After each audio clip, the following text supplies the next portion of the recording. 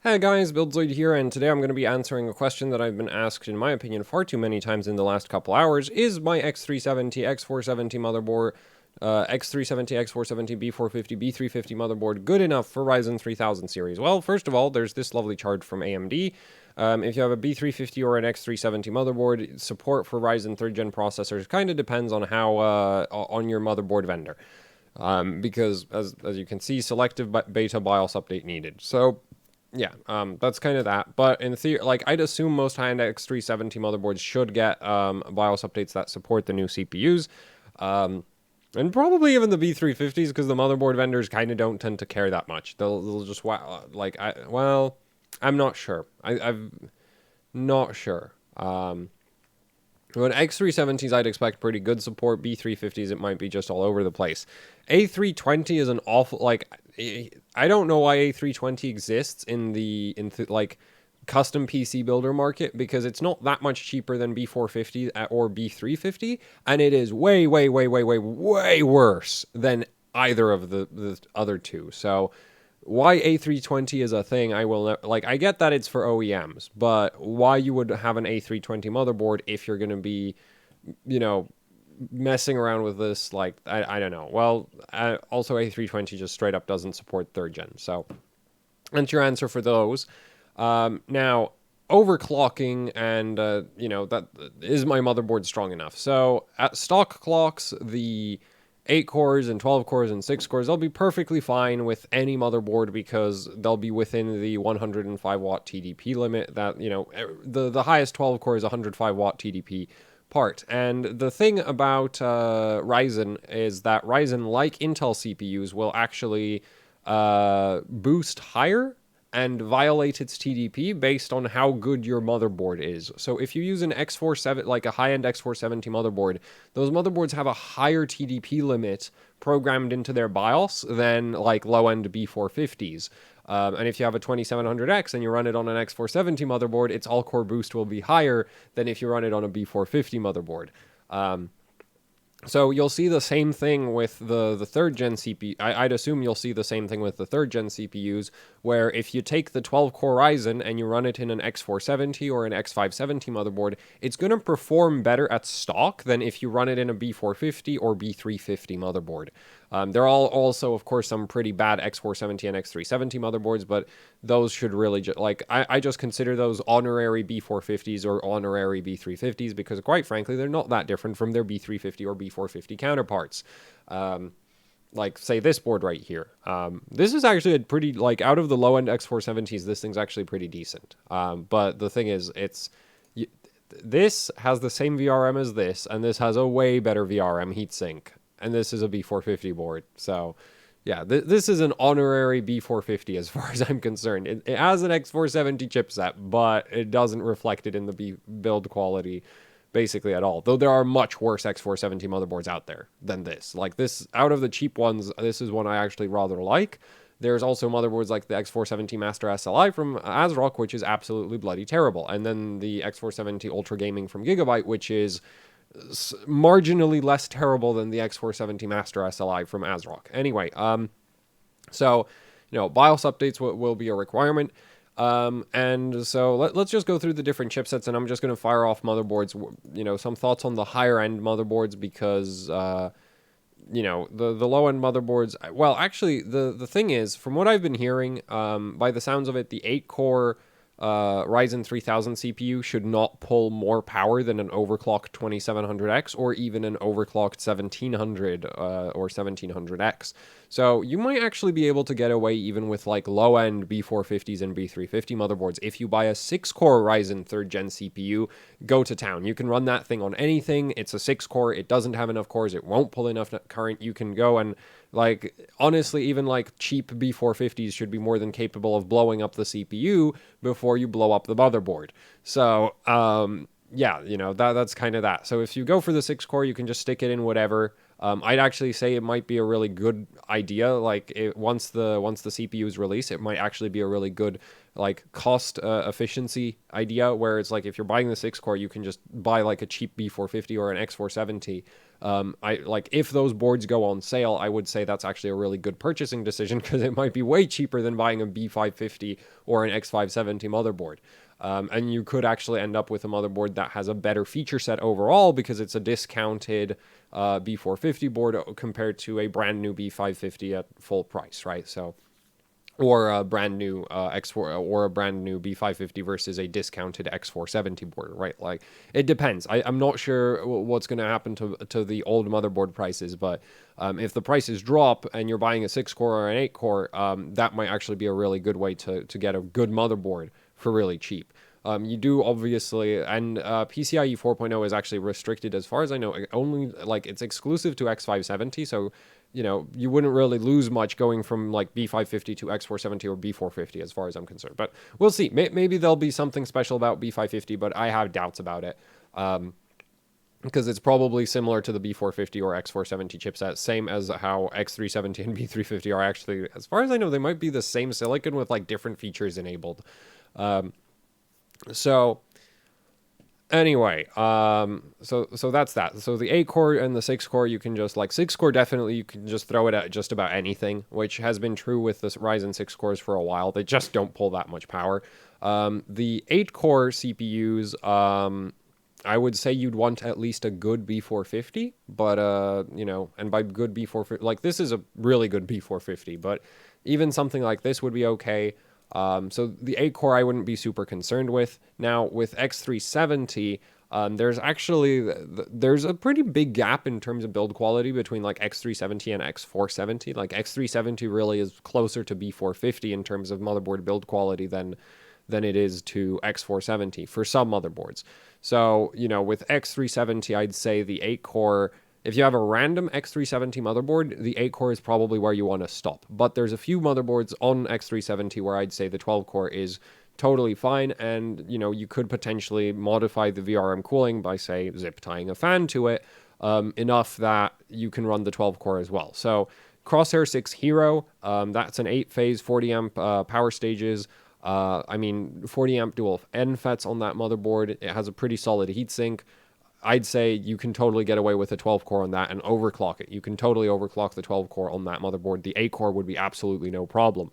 The Tai Chi from ASRock. Actually, no. There's one thing I did want to note about the Crosshair 6 Hero. The Crosshair 6 Hero uses a T-topology memory layout. All the new X570 boards and most of the X470 motherboards and the new X570 board, and wait, let's start over. All of the X570 motherboards that I'm aware of use daisy chain topology. Most of the X470 motherboards use daisy chain topology. The reason why I'm highlighting that is because the Crosshair 6 Hero is on T topology, and so there might be some pretty drastic memory overclocking differences between new motherboards and a Crosshair 6 Hero, because it is such a different memory layout. And for all I know, the Ryzen 3rd gen CPUs are not really they'll run it, right?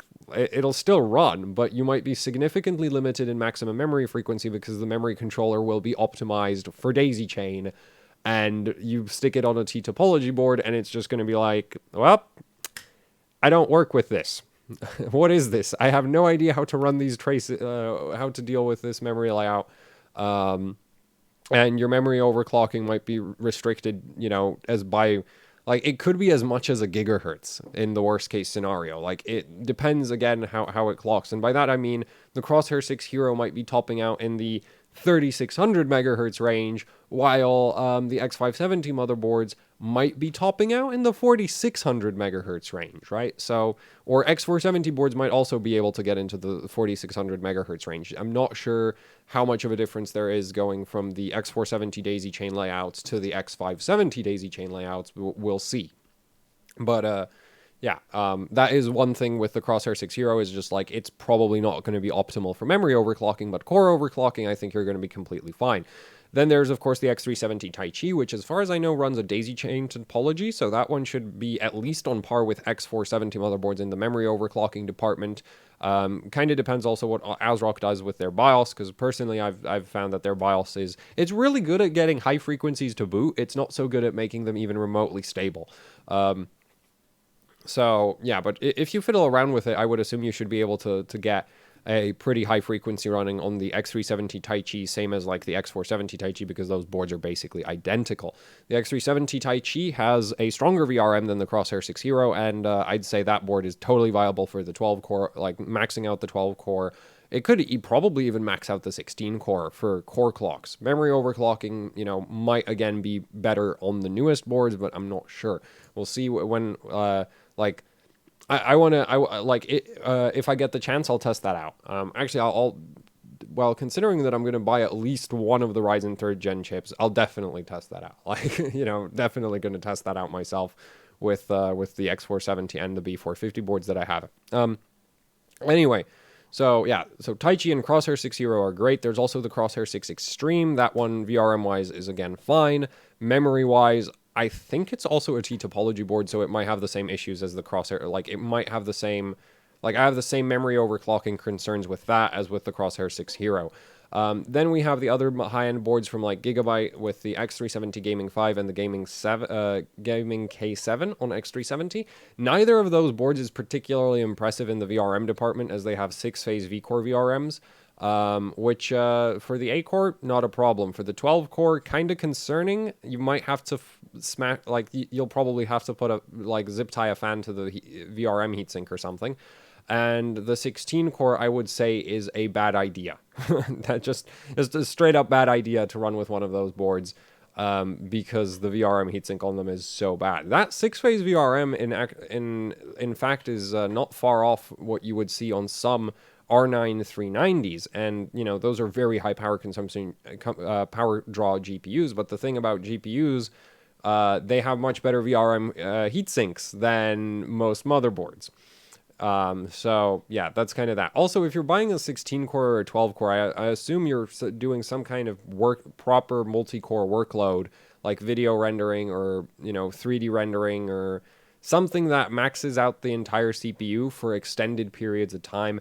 In that case, I would just say, you know, you might want to not have like, you're better off having a motherboard with a proper, like, a better VRM than just a 6-phase using 40 amp power stages. So those two boards are, I consider them suboptimal for the 12 core. It's not saying you can't make it work. I'm just saying you, like, how much you want to run that might not be the best idea. There's also the X370 Gaming Titanium, which 16 core, I'm going to say, is pretty much completely out of question. 12 core is in the similar situation as the Gaming 5 and the Gaming K7, where it's just like, it might not be a complete flaming disaster, but mostly because the Titanium seems to have a pretty solid VRM heatsink. The VRM under it is very inefficient, unfortunately, so it really does need that heatsink. But yeah, the 12 core might still be viable on that board, but I'd really say if you don't want to have to pay attention to your VRM thermals, just stick to the 8 core for that board. So that's the X370 motherboards that, you know, I think are worth a mention. Then X470, Crosshair 7 Hero, stick a 16 core in it, stick a 12 core in it, stick an 8 core in it, stick whatever in it. It'll be fine. It's 10 phase, 60 amp power stages, great VR. Like, the heatsink's not the most amazing heatsink ever, but it's 60 amp power stages, 10 of them. Like, you need a lot of power consumption to cause thermal issues with a VRM like that. So there on the Crosshair 7 Hero, like, that's just a straight up great board. It uses a daisy chain memory topology, so yeah, that thing is, in my opinion, more than ready for Ryzen 3rd gen. You don't have to, like, the only thing I think the X570 boards might do much better on than a Crosshair 7 Hero is, again, the memory overclocking, but it would be much closer than some of the X370 boards, because it is like, say, the Crosshair 6 Hero, because it is a daisy chain, whereas the older board was a T topology. Anyway, so Crosshair 7 Hero, great for Ryzen 3rd gen, in my opinion. Then we have the Taichi, again, like, the Taichi motherboard, like the X470 Taichi hasn't changed basically at all from the X370 Taichi. It's basically the same board. you know, again, you can go for this, like 12 core, definitely no problem. 16 core might need VRM airflow, but not necessarily, like, not even. Like, it's a 12 phase using 40 amp power stages, so it's not that far off the C7, the Crosshair 7 Hero in terms of power capability. So, also just knock your, like, you know, same thing as the X370 Taichi, great board. VRM wise, you should have no issues. Memory overclocking kind of like, I'd say it might not be the best, but who knows? It might get a lot better. Gigabyte's X470 Gaming 7 is a 10 phase, 40 amp power stages, and I'm just talking about the V-Core VRM. I'm not including like SoC. I'm ignoring that because it generally doesn't pull that much power. But the Gaming 7, the X470 Gaming 7, it should have no problem handling a 12 core, mostly because even though it's a relatively low phase count and low, well, not low phase count, but low. The power stages can't handle a ton of current. The thing is that board has a really good VRM heatsink, so I would imagine that you would have no problem running the 12 core, or even like the 16 core might be borderline, but it should still handle it depending on how much airflow you have in the CPU socket area. So yeah, Gaming 7, I'm going to say, is another board where you should be perfectly fine. Then we have the MSI Gaming M7, which that board, if I remember correctly, that's a 12-phase V-Core VRM, but it's with discrete MOSFETs, and I'm not sure how the VRM heatsink on it, what it looks like. So yeah, that's this board and the Gaming Pro Carbon. So actually, let's talk about the Gaming Pro Carbon. So this board's VRM heatsink is really impressive. This is just a 5-phase V-Core VRM, but you have twice as many components per phase. So you have 2 low-side MOSFETs, 2 high-side MOSFETs, 2 inductors for each phase. The end result is that the VRM has a ton of surface area. The heatsink on top of it is really quite substantial. It doesn't look like it in the photos, but it's heavy and it has a good amount of fins. And so the end result is that this board, I would say you should be fine with a 12 core. I'm probably going to run it, like, I'm probably going to test, if I have a 12 core, I'll probably test it out on this board, because I do actually like, I've been really impressed with this motherboard's ability to just, like, it handles a 2700X so well, and not better than like a Crosshair 7 Hero. It's just that this is way cheaper. Okay, this is like $160, $170 board, and I was really expecting something awful, and then it's like, wait a minute, this doesn't overheat. In fact, you can straight up max out the VRM switching frequency, and it still doesn't overheat, which is really quite impressive, but that's obviously with the 2700X. So the 12 core should actually be fine on this. 16 core, I'm not sure. This has, this board right here is also, like, that's, I think this might be a 12 phase, as in it has 3599s, but it's really quite similar to the VRM you have on this, in terms of the actual component selection. So this should have no problem with the 12 core. Actually, that's a pretty, yeah, that's a good amount of surface area, isn't it? So yeah, this should have no problem with the 12 core. 16 core might be a bit borderline, but still, this should be a solid option. This should be a solid option. If you have one of these, you probably don't have to upgrade. And MSI's motherboards all have properly implemented temperature monitoring for their VRMs. So if you stick a 16 core in it, you know, there's nothing really stopping you from just checking your VRM thermals while running a stress test. And if it's going over 100 degrees Celsius, you just kind of have to, you really would just have to do something about your case airflow. Because this VRM should be able to handle that. It's not exactly, it's not a small VRM. It's just, it's not as good as some of the other boards, but with enough airflow, it should still have no problem. So, yeah, that's kind of the X470 boards. So Taichi's definitely, you know, Taichi solid yes for 12 core or 16 core. Crosshair 7 Hero definitely for 16 core or 12 core. Gaming 7, 12 core definitely. 16 core kind of depends on how the heatsink works out. This here, 12 core almost definitely. 16 core might scrape by. Definitely, this should definitely do the 12 core. It might scrape by for the 16 core. So, yeah. And then for lower end X470 motherboards, I would not put a 12 core on this, but the 8 core on this would be fine. but the 12 core might scrape by on something like this right here because this has the extended heatsink. And like this VRM is actually pretty decent. The main issue is that this motherboard doesn't have a good enough heatsink on it. This board has the same VRM, much bigger heatsink. This heatsink actually works well. I don't even have this version of that heatsink on any of my boards, but the version of the B4, like the extended B450 VRM heatsink that I tested is this one right here. And that heatsink, like this heatsink works really, really well. So you might be able to get a 12 core to overclock halfway decently on this motherboard, on a motherboard even like this, without the VRM overheating, because the heatsink just makes such a big difference. But a 16 core, I would say, is not advisable on even like this or this for overclocking. At stock, it should be perfectly fine, but yeah, or if you do a mild overclock, right? Like you don't, and not everybody has to run a freaking custom loop for their, like if you don't run a custom loop for your overclocking, you won't be able to push as much power into the 16 core as somebody on, like you won't be able to necessarily max out the 16 core, so it might not put as much stress on your VRM. So it really depends, is kind of what I'm getting at, but there's definitely a lot of like high-end X470 motherboards should be basically all fine, more or less. You know, some of the MSI ones I'm not sure, just because like the main thing is MSI, like the VRM itself on something like this isn't that impressive, but what MSI has much better heat sinks than say ASRock or Asus on their motherboards, and that basically lets them kind of get away with a slightly inferior component quality. Actually, arguably significantly inferior component quality, but it's just like, it still works, right? If it doesn't overheat, it's fine. Yeah, hopefully that more or less covers what you wanted to know. You know, you definitely don't have to run out and buy an X570 motherboard for the 16 core or the 12 core. I would expect the X570 motherboards do look like they're putting way more effort into their memory overclocking.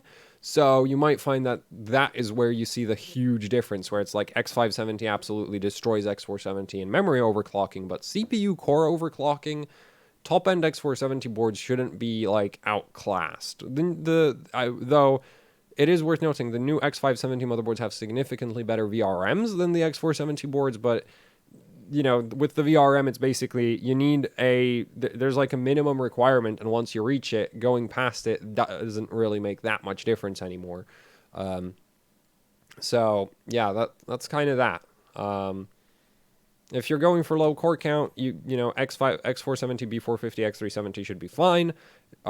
If you're going for the 12 core or the 16 core, X470 and some B450s might be viable. Yeah, that's kind of, hopefully that answers, you know, what everybody who wanted to ask. Buildzoid, is my random X370, X470, B450, B350 motherboard good enough for Ryzen 3rd gen? Well, depends on which Ryzen 3rd gen CPU you pick up. There's pretty massive differences in terms of power consumption based on how many cores you have. So, yeah. And, you know, that obviously changes demands on the motherboards. And obviously, we're talking about overclocking here, okay, for like the requirements. At stock, you should be able to run the CPUs on anything that has a BIOS update for it. Though X470 and like high-end X470 and B450 boards and X570 boards might have better stock performance because they'll boost higher. So, yeah. That's it for the video. Thanks for watching. Like, share, subscribe, leave any comments, questions, suggestions down in the comment section below. And if you'd like to support what I do here with actually hardcore overclocking, I have a Patreon, and I also have merch up on Teespring. There's shirts, there's posters, there's socks, there's stickers. Both of those help out immensely with running the channel. If you don't want to buy anything, there's the Patreon. There is the Patreon. And oh yeah, patrons get access to the like supporters Discord server, where there's some bonus videos, which are basically videos that I think are so bad that they don't go up on the main channel. So you have to pay for them. Anyway, that's not a very good sales pitch, is it? Anyway, I'll just stop the video at this point. Otherwise, it's going to get unnecessary. I mean, it's already arguably unnecessary long. I'll just hit the stop button.